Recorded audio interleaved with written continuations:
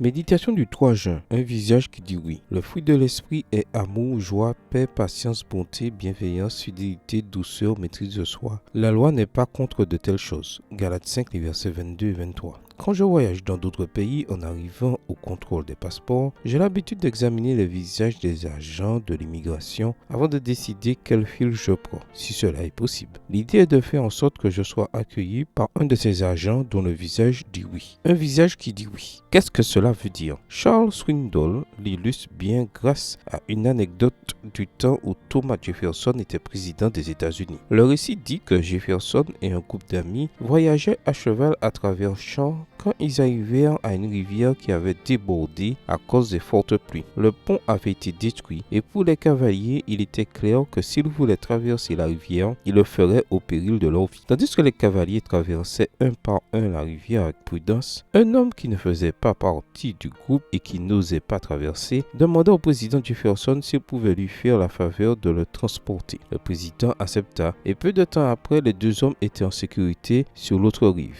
Alors, assailli par la curiosité, l'un des membres du groupe s'adressa à l'inconnu. « Mon brave, pourquoi avez-vous choisi le président pour vous aider ?»« Le président ?» répondit l'homme surpris. « Je ne savais pas que c'était le président. Ce qui s'est passé, c'est que sur le visage de certains d'entre vous, j'ai vu se dessiner un non. Sous son visage, par contre, j'ai vu un oui. » Quand j'ai lu ce récit, je me suis demandé que verront les gens sur mon visage? Un oui ou un non? Que voyaient les gens sur le visage de Jésus? Je ne peux répondre à la première question, mais j'ose répondre à la seconde en disant qu'il y avait un grand oui dessiné sur le visage de notre Seigneur. Si cela n'avait pas été le cas, comment expliquer que les enfants venaient à lui sans crainte et que les personnes de tous âges le recherchaient, convaincus qu'elle ne serait pas rejetée? Prions pour que le Christ demeure aujourd'hui dans notre cœur par le moyen de son Esprit Saint. Ce n'est qu'ainsi que les fruits de l'Esprit se manifesteront dans notre vie et que nous refléterons de plus en plus la beauté de son caractère. Comme l'indique la promesse suivante, ceux en qui Jésus demeure vivront